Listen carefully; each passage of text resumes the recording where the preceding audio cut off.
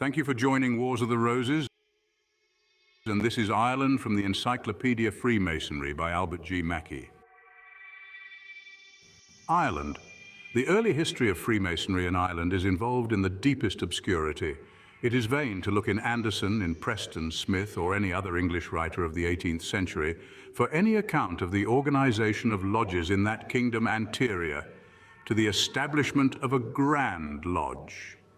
All the official records of the Grand Lodge of Ireland before the year 1760 and all the minute books prior to 1780 have been lost.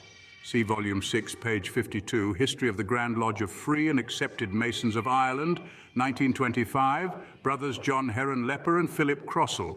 Brother Wilhelm Begerman, Freimaurerei in Ireland, page 8, alludes to the remarkable circumstance that old constitutions have not been discovered or traced in Ireland, although many copies were found in England and Scotland. The absence of such documents is singular.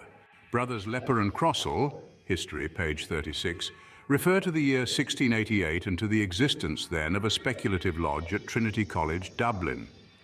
Of this interesting instance, Brother W.J. Chetwood Crawley first submitted some particulars in the preface to Brother Sadler's Masonic Reprints and Revelations. The following quotation is from the manuscript left by the author John Jones, a friend of the famous Dean Jonathan Swift. It was lately ordered that for the honor and dignity of the university there should be introduced a society of Freemasons, consisting of gentlemen, mechanics, porters, etc., etc., who shall bind themselves by an oath never to reveal their mighty no secret, and to relieve whatsoever strolling distressed brethren they meet with, after the example of the fraternity of Freemasons in and about Trinity College, by whom a collection was lately made for, and the purse of charity well stuffed for, a reduced brother who received their charity as follows. Then come some academic jokes which in the course of centuries have lost the savor of their salt, and finally the writer acknowledges he has offended his acquaintances. I've left myself no friends. The Freemasons will banish me their lodge, and bar me the happiness of kissing Long Lawrence. See the differences between English and Irish Masonic rituals, treated historically by Brother J. Heron Lepper, 1920 Dublin.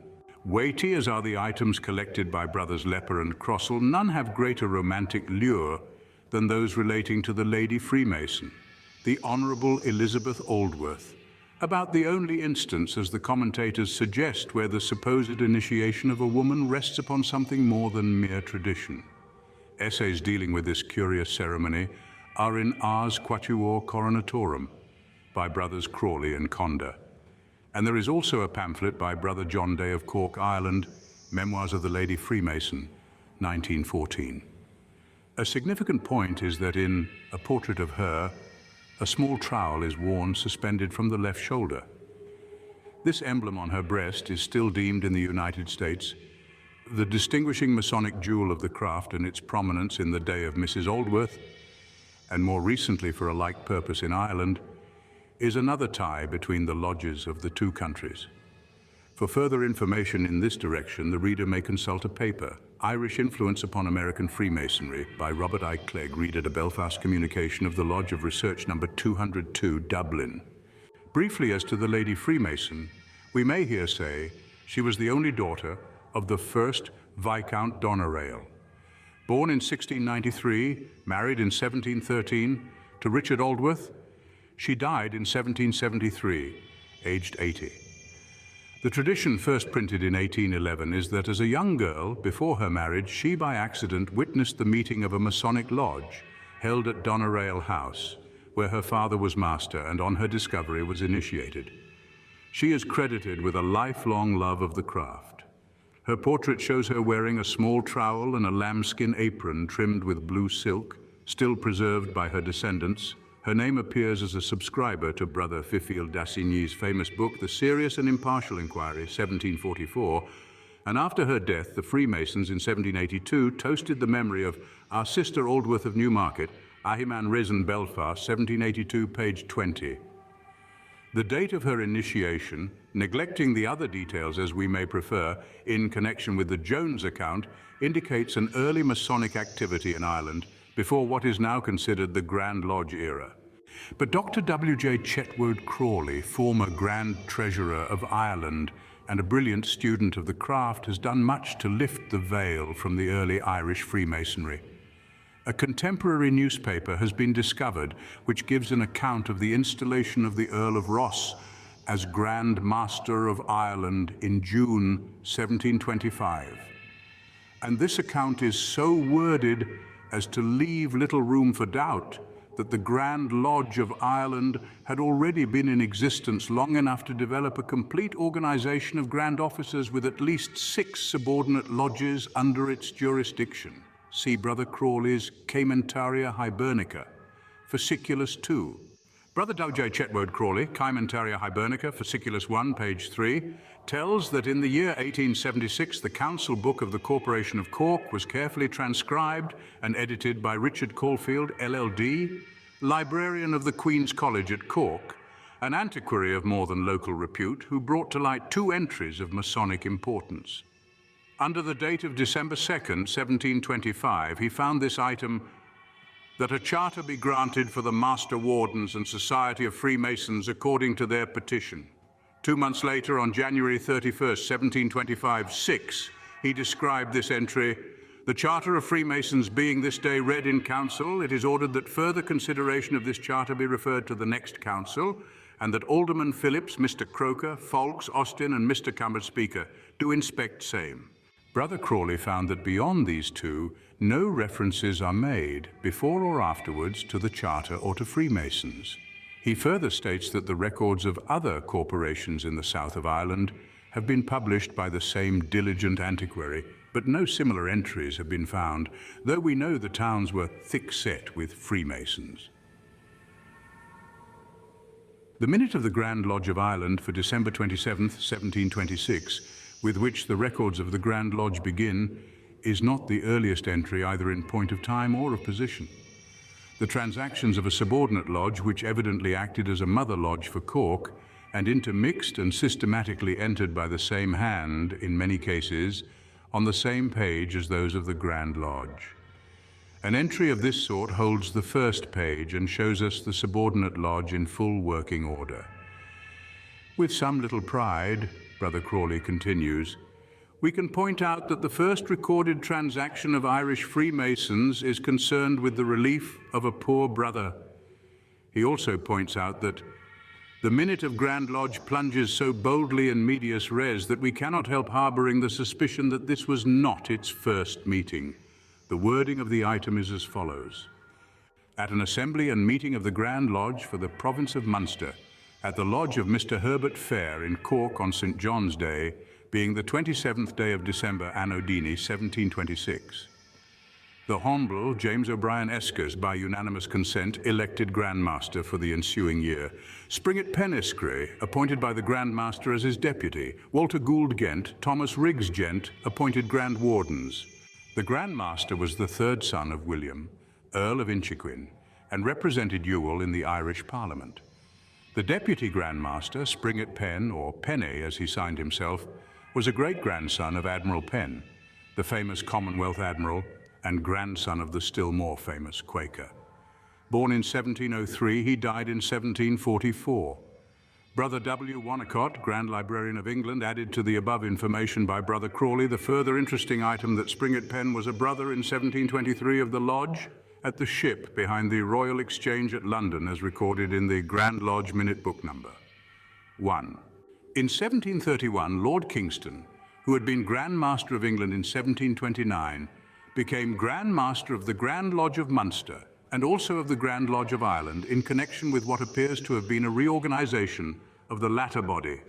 No more is heard of the Grand Lodge of Munster, and from 1731 to the present date, the succession of the Grand Officers of the Grand Lodge of Ireland is plain and distinct. Gould's Concise History of Freemasonry, page 273. In the year 1730, the constitutions of the Freemasons, containing the history, charges, regulations, etc., of that most ancient and right worshipful fraternity. For the use of the lodges, was published at Dublin, a second edition was published in 1744, and a third in 1751. In 1749, the Grand Master's Lodge was instituted, which still exists.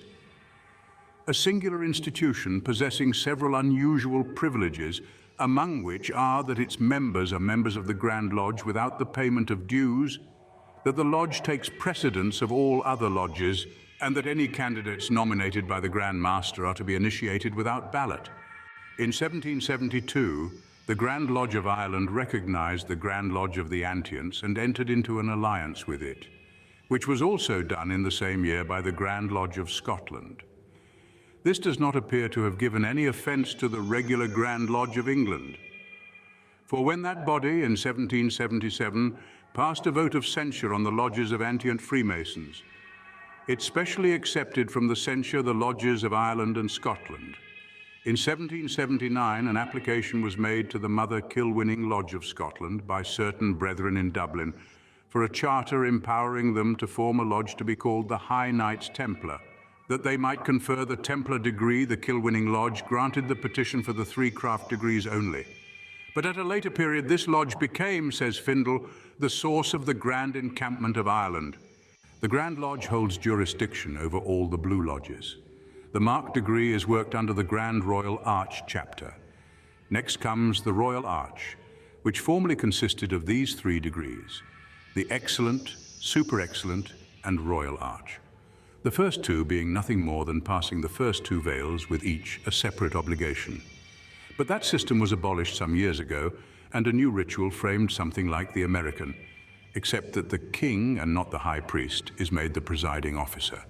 The next degrees are the 15th, 16th, and 17th, which are under the jurisdiction of the Templar Grand Conclave and are given to the candidate previous to his being created a Knight Templar. Next to the Templar degree in the Irish system comes the 18th or Rose Croix, which is under the jurisdiction of the Grand Chapter of Prince Masons or Council of Rights, composed of the first 3 officers of all the Rose Croix chapters, the Supreme Council having some years ago surrendered its authority over the degree. The 28th degree or Knight of the Sun is the next conferred, and then the 30th or Kadosh in a body over which the Supreme Council has no control except to grant certificates to its members. The Supreme Council confers the 31st, 32nd, and 33rd degrees, there being no Grand Consistory. The Supreme Council of the ancient and accepted Scottish Rite for Ireland was established by a patent from the Supreme Council of the United States at Charleston, dated August 13, 1824, by which the Duke of Leinster, John Fowler, and Thomas McGill were constituted a Supreme Council for Ireland, and under that authority it continues to work. Whence the advanced degrees came into Ireland is not clearly known. The Rose Croix and Kadosh degrees existed in Ireland long before the establishment of the Supreme Council.